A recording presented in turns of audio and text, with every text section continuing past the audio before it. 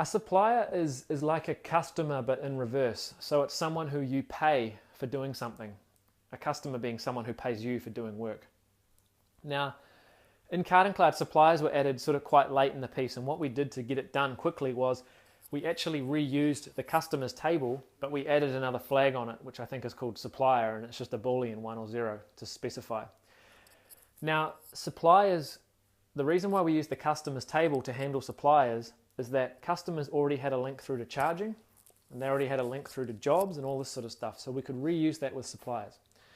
Now, a supplier can be a driver, or it can be what we call a carrier, which is like a carrier would be like an on-forwarder, for example. So you might have an on-forwarding run which you say is associated with this particular carrier. A supplier can also be a warehouse, and you would do that if you're, say, a 4PL or someone who pays a warehouse in order to store the stock, and then you charge the customer as well. So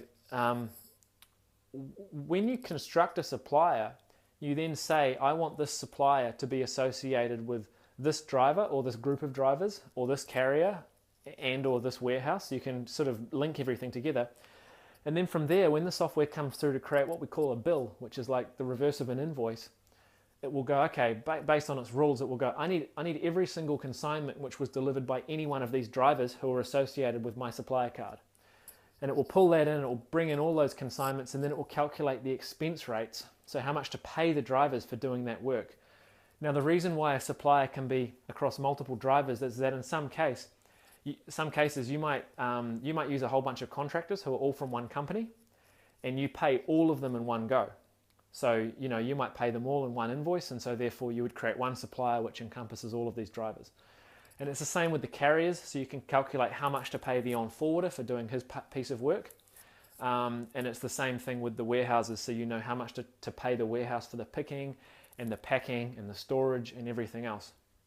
And then it gets a bit complicated in the logic, but you can associate different rate cards to different suppliers. You can even do things like, if it's this customer and it's this supplier, then we want to charge this rate, whereas if it's this other customer and the same supplier, we'll pay a different price.